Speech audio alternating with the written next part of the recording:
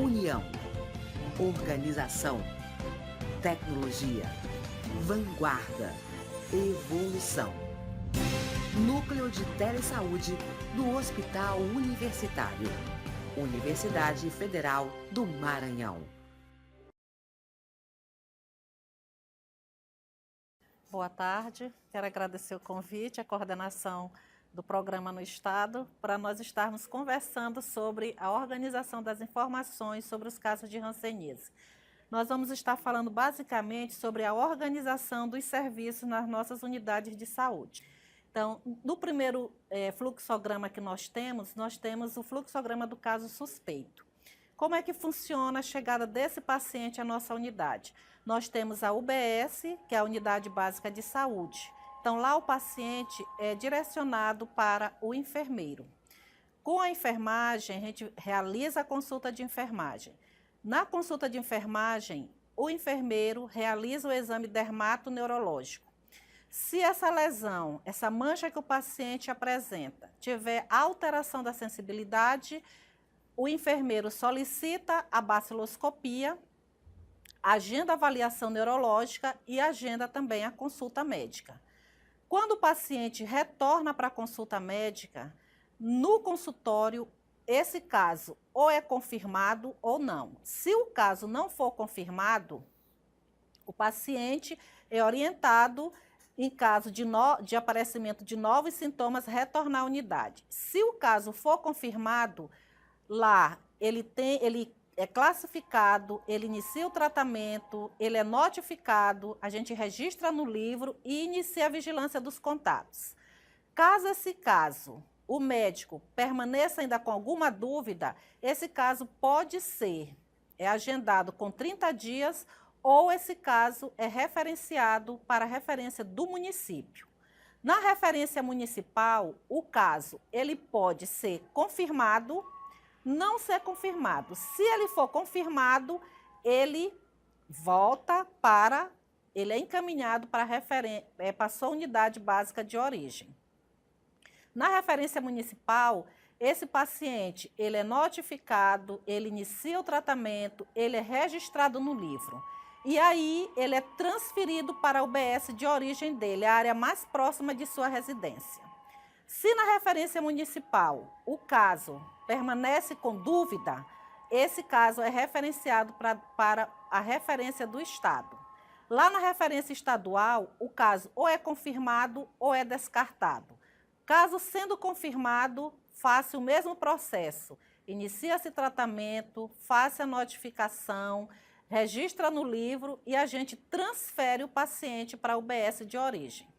Se ele for descartado, não é caso de hanseníase. A gente orienta o paciente que, caso volte a aparecer alguma suspeita, alguma mancha, ele retorne à unidade de saúde. Temos o outro fluxograma da contrarreferência.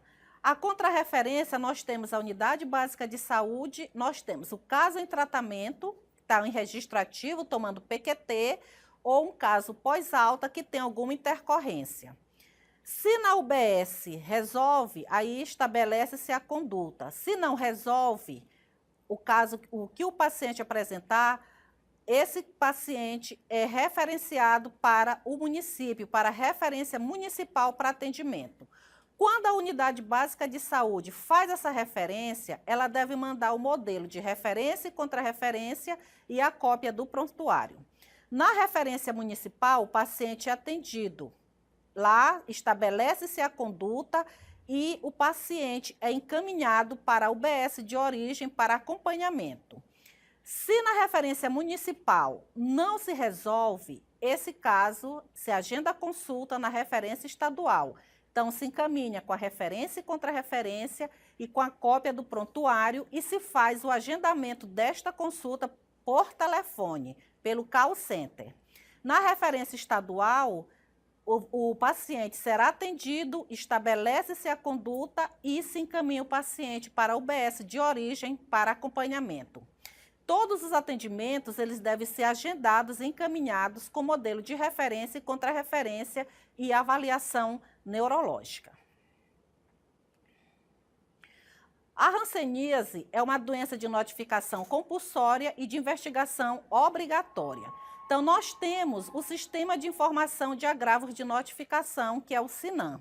O SINAM ele foi criado nos anos 90 e regulamentado em 1998. O que é que nós temos? Nós temos a unidade de saúde, lá paciente teve o diagnóstico, a gente preenche a ficha de notificação e investigação.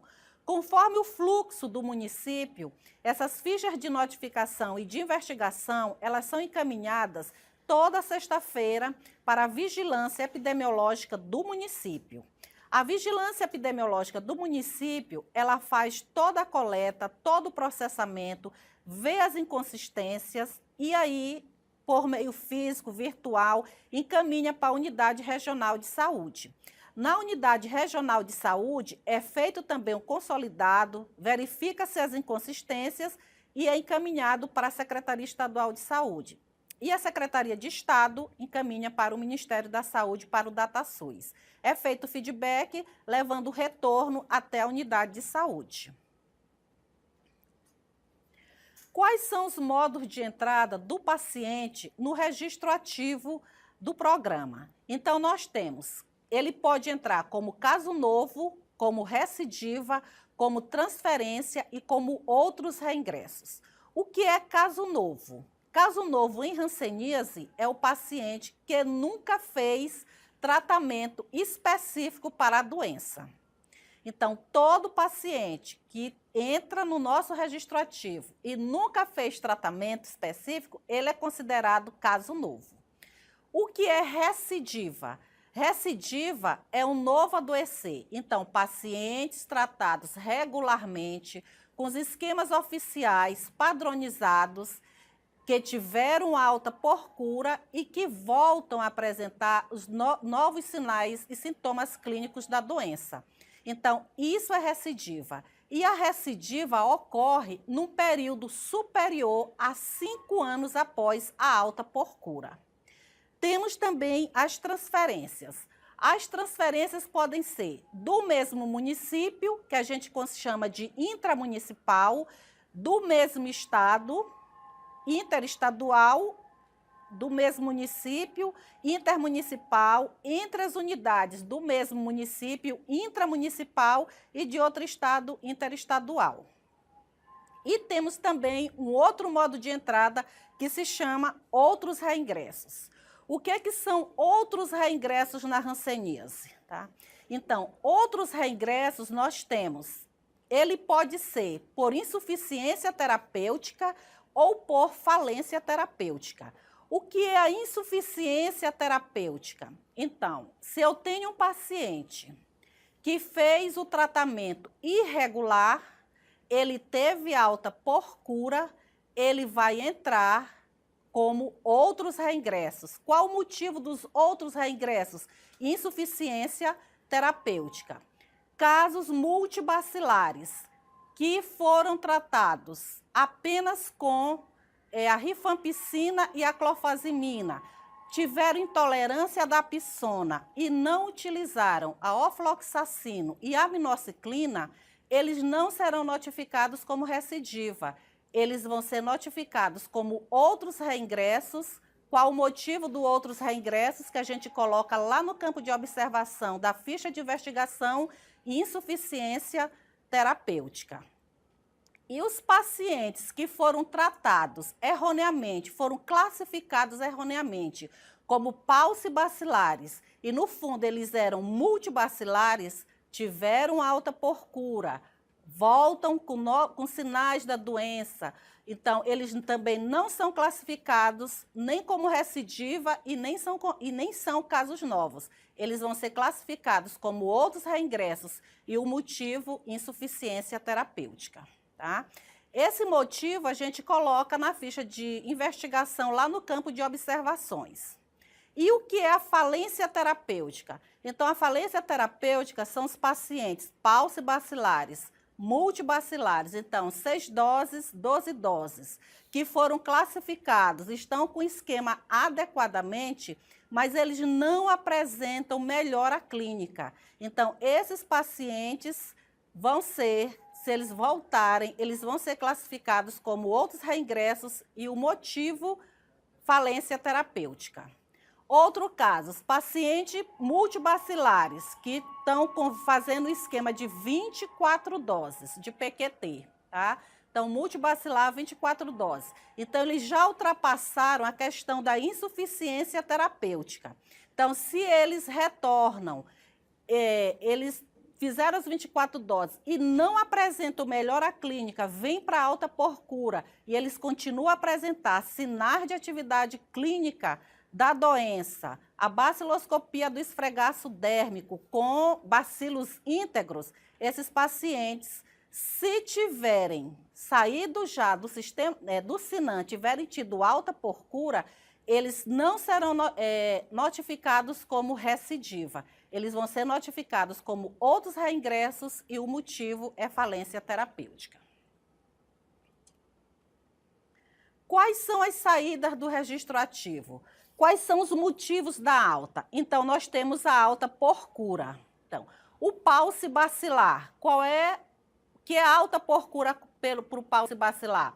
Paciente pulse bacilar fez 12 doses em até 9 meses. Multibacilar, 12 doses em até 18 meses. Temos alta por óbito, a alta por erro de diagnóstico, o paciente está fazendo tratamento PQT ou pulse bacilar e multibacilar, mas não é hanseníase. Temos a alta por transferência, que como já foi falado, pode ser ou a transferência, aí quando recebe intermunicipal, intramunicipal ou interestadual, e nós temos a alta por abandono. Então, os pacientes também que recebem alta por abandono, no próximo retorno, o paciente retornar à unidade para dar continuidade ao tratamento, eles também serão notificados como outros reingressos. Então, o que é alta por abandono na hanseníase? Com a nova portaria 149, de 3 de fevereiro de 2016, o critério foi mudado. Então, pulse bacilar. Então, se ele era 6 doses em até 9 meses. Então, hoje, a alta por abandono para o pulse bacilar são os pacientes que têm mais de 3 faltas. Isso é, se eles não comparecerem para tomar a dose supervisionada há mais de 3 meses, eles irão receber alta por abandono. E os multibacilares, os pacientes que não comparecerem para tomar a dose supervisionada há mais de 6 meses. Então, a gente vai ter que aguardar, no caso do pulse bacilar, ele tem direito às 3 faltas, isso o paciente não pode saber, a gente aguarda o 4º mês, o mês todinho, se ele não comparece, no próximo mês a gente já está dando alta por abandono. A mesma coisa no multibacilar. Quais são as condutas para atualização das informações? A gente tem que emitir mensalmente o boletim de acompanhamento e atualizar os campos que estão em branco. Atentar para os campos de última dose supervisionada, data para comparecimento da dose supervisionada, o exame de contatos e a situação de alta.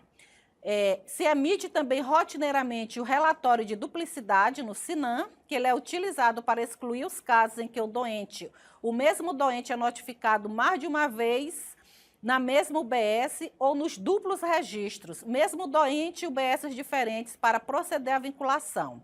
E a gente tem que também utilizar as ferramentas, utilizar o SINAM e o TABWIN para listar o registro ativo, pacientes elegíveis para alta e também para o resgate de faltosos. Então, o boletim de acompanhamento, ele é emitido no início de cada mês, é entregue em cada unidade de saúde, onde se encontra o programa descentralizado. Esse boletim é atualizado diariamente a cada comparecimento do paciente para a dose supervisionada. E nós temos os impressos. A ficha de notificação, 2 vias, a via branca e a via amarela. Todos os casos que são notificados tem que se preencher essa ficha de notificação. A ficha de investigação. A ficha de investigação, ela é preenchida em 2 vias. Uma via vai com a ficha de notificação para a vigilância epidemiológica do município e a outra via fica anexada ao prontuário. Nós temos, na ficha de investigação, os dados gerais, que são da unidade notificadora, o número do SINAM, a data de notificação, a data do diagnóstico, e depois nós temos os dados do paciente, onde tem nome do paciente, data de nascimento. A gente lembra que o nome do paciente ele tem que ser preenchido de forma completa, correta, devido também às inconsistências. Temos a data de nascimento, sexo, se é gestante, se for homem, o campo é número 6, não se aplica. Se for criança até 8 anos, também o campo número 6 não se aplica. Temos a raça, cor, que é o que o paciente se autodenomina, tá? A escolaridade. E o nome da mãe, que também tem que ser preenchido de forma completa. Depois, a gente vem para os dados de residência e os dados complementares do caso. Temos a ocupação, vemos o número de lesões cutâneas. Então, a gente vai lá na identificação das lesões, conta quantas lesões cutâneas e a gente registra nesse campo.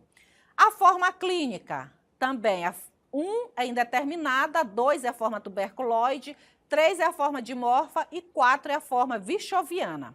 A forma neural, como não tem na ficha de investigação, a gente coloca o número 5 não classificado e escreve ao lado neural. A classificação operacional vai depender da forma clínica, 1 paucibacilar e 2 multibacilar. A forma neural também, dependendo do acometimento de nervos periféricos, ela pode ser paucibacilar ou multibacilar. Número de nervos afetados, a gente vê isso na avaliação neurológica que foi realizada, lá na palpação de nervos, membros superiores e membros inferiores. Teve nervo afetado, coloca-se o número de nervos afetados. Avaliação do grau de capacidade física no diagnóstico, se é 0, se é 1, se é 2 ou se não foi avaliado. Lembrando que a avaliação neurológica, para a gente classificar o grau, é de forma completa, olho, mãos e pés. Então, não adianta eu fazer o olho, fazer palpação de nervos, fazer força, ir para os membros inferiores e não fizer a acuidade visual. Então, nesse caso, o grau vai ser não avaliado. O modo de entrada. O modo de entrada diz, faz relação com o que já foi falado. Se é caso novo, se é transferência do mesmo município, de outro estado, de outro país, se é recidiva ou se são outros reingressos. Como é o modo de detecção de caso novo? Como é que eu descobri? Como foi que foi descoberto este caso? Foi por encaminhamento? Foi demanda espontânea? Foi exame de coletividade? Foi exame de contato? Foi outros modos? Eu coloco a numeração no quadrado. A baciloscopia, se é positiva, negativa ou se não foi realizada. A data do início de tratamento, a gente coloca, e o esquema terapêutico atual, se é PQT paucibacilar 6, se é multibacilar 12 doses e se são outros esquemas substitutivos. Lembrando que quando você recebe um paciente transferido na sua unidade, a data do início do tratamento é de onde o paciente iniciou o tratamento. As observações adicionais, a gente coloca, no caso, se for outros reingressos por insuficiência terapêutica ou por falência terapêutica, a gente coloca no campo de observações. Coloca o nome do município e o nome do profissional que preencheu a ficha de notificação. Relembrando, ela é preenchida em 2 vias, uma vai para a vigilância com a ficha de notificação e a outra fica anexada ao prontuário. E nós vamos falar do prontuário padrão da hanseníase que o Estado adota, tá? Então, o que consta no prontuário do paciente? Então, nós temos a ficha de identificação, onde nós temos o nome do paciente, a filiação, o endereço, o bairro, telefone, cidade, sexo, grau de instrução, a data de nascimento, qual foi a data do diagnóstico, qual é o modo de entrada desse paciente. É caso novo? É transferência? É recidiva? São outros reingressos? Então, isso é modo de entrada. Qual é o modo de detecção do caso novo? Então, lembrando, se eu entrei como outros reingressos, eu não tenho modo de detecção de caso novo, eu passo um traço. Se eu sou recidiva, eu não sou caso novo, então eu passo um traço. E a forma clínica, que na consulta com o médico, ele faz a classificação, se é indeterminada, se é tuberculose, se é dimorfa, se é vichoviana ou se é neural. Temos os exames de diagnóstico, a classificação operacional, tá? O esquema terapêutico, a data que o paciente inicia o tratamento. E no caso, como a gente, na referência estadual, a gente notifica e no mesmo dia transfere o paciente, a gente também já tem a data da saída e o motivo. Depois vem controle de contatos. São listados todos os contatos que residem ou residiram com o doente de hanseníase. Lembrando que na nova portaria teve a mudança do que é contato. Contato, antes da portaria, é quem tinha residido nos últimos 5 anos com o portador de hanseníase.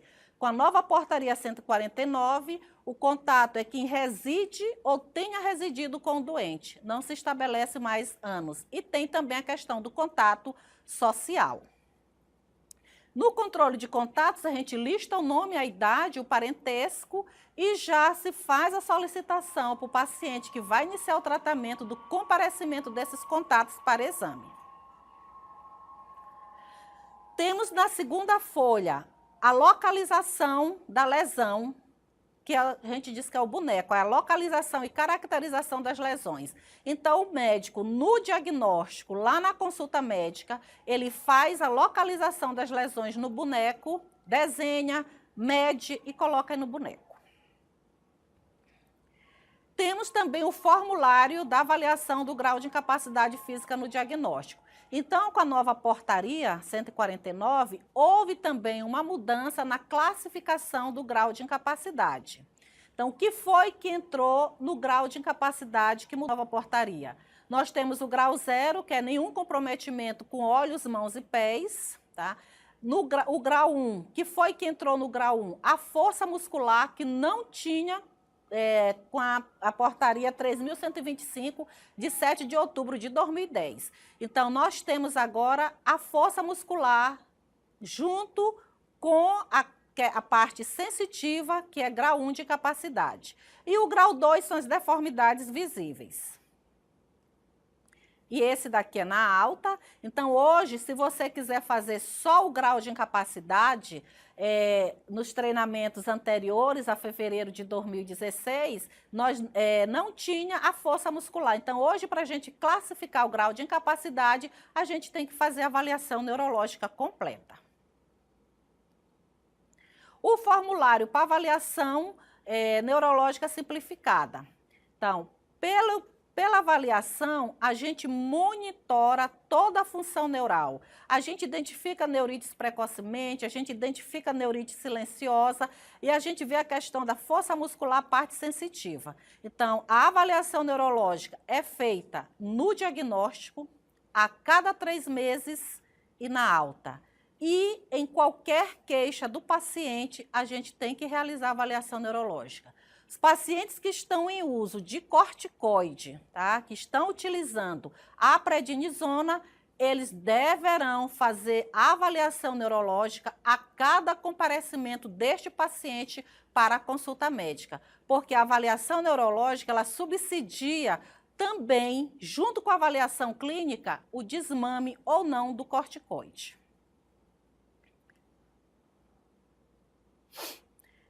Esse é o formulário para registro de atendimento multiprofissional. Então, escreve o médico, o enfermeiro, o terapeuta, o físio, o técnico de enfermagem, o assistente social, o psicólogo, qualquer pessoa que prestar atendimento, qualquer profissional que prestar atendimento ao paciente, registra no prontuário.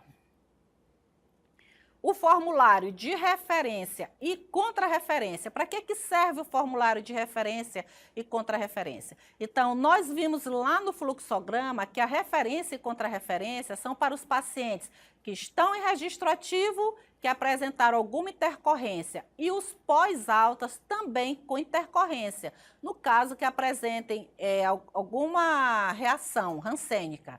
Os pacientes também que vão para reabilitação, para o setor de feridas, então esses pacientes deverão ir com formulário de referência e contra-referência. Ele é preenchido se tem um médico na UBS, pelo médico da unidade, porque ele está referenciando, dizendo por que ele está encaminhando o paciente para uma unidade de maior complexidade. Tá? Lembrando que esse formulário, ele deverá vir com a cópia do prontuário. A guia de transferência. A guia de transferência serve para eu estar transferindo um paciente que está em registro ativo. Isso quer dizer o quê? Ele está usando o PQT.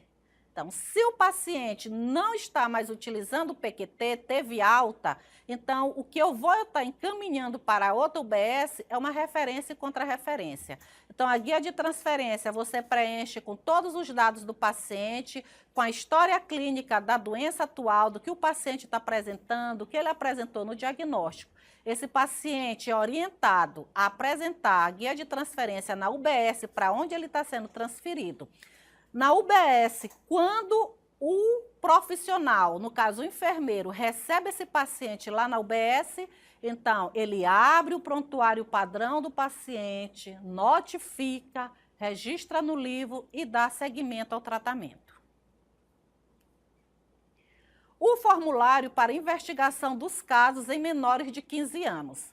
Então, toda criança menor de 15 anos com diagnóstico confirmado de hanseníase, o médico é quem preenche o formulário de menor de 15 anos.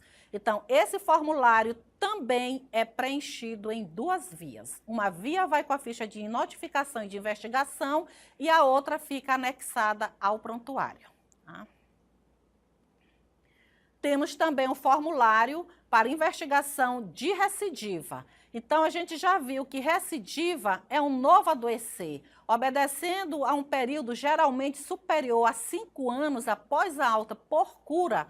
Então, se o paciente não melhora, se o paciente, mesmo com esquema de corticoide adequado, ele volta a apresentar novos sintomas, então o médico pode suspeitar de recidiva, irá solicitar novos exames e aí, na confirmação da recidiva, sendo realmente recidiva, o médico também é o profissional que preenche esse formulário. Ele também é preenchido em duas vias, uma vai para a vigilância epidemiológica, com a ficha de notificação de investigação, e a outra fica anexada ao prontuário.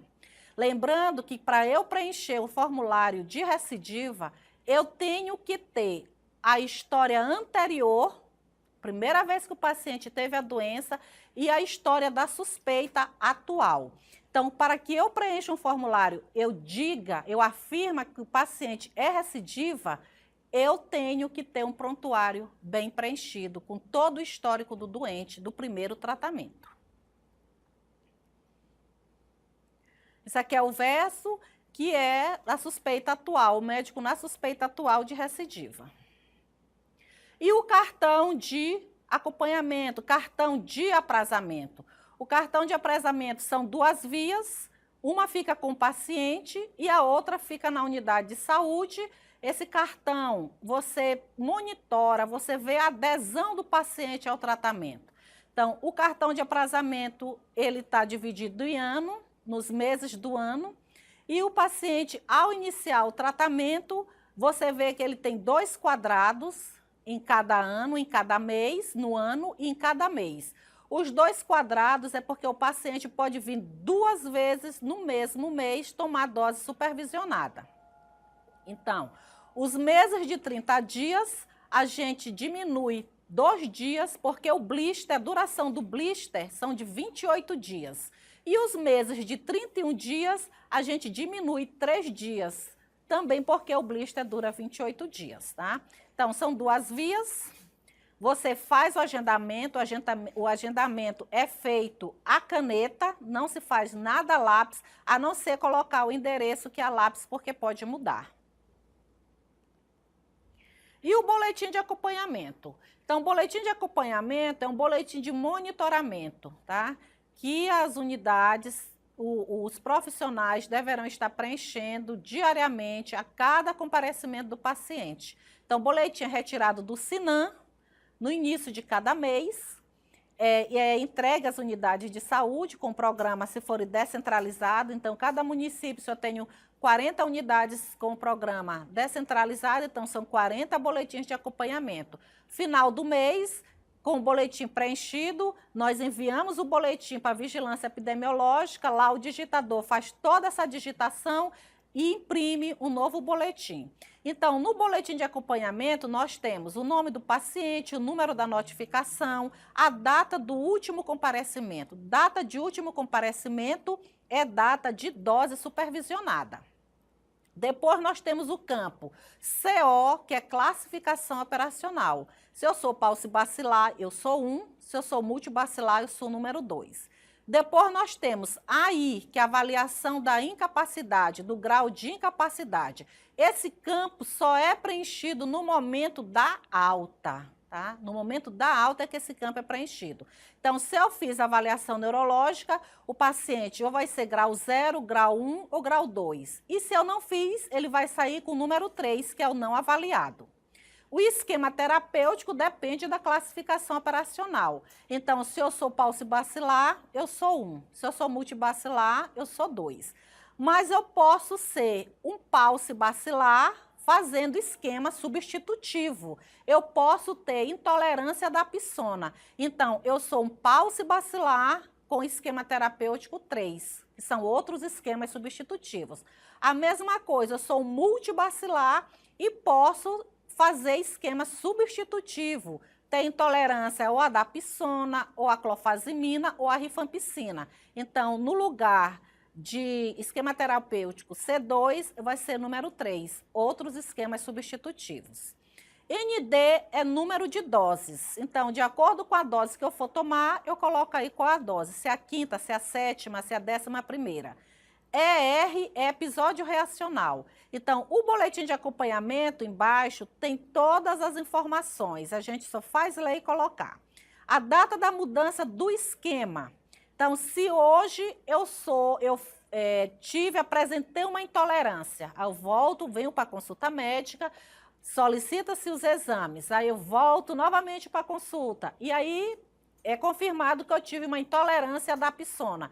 Então, se eu sou paucibacilar, bem aí na data da mudança do esquema, eu vou colocar, se eu passei hoje pela consulta, 22 de novembro de 2016, a data que eu estou mudando para o esquema substitutivo. Contatos registrados é o que eu listei no dia do meu atendimento. Contatos examinados são os que eu examinei desse paciente, o tipo de saída e a data da alta. Então, o boletim, ele monitora tanto a parte dos contatos como o tipo de saída alta que está sendo dada para o paciente. Então, ele é um boletim, ele é um instrumento de monitoramento.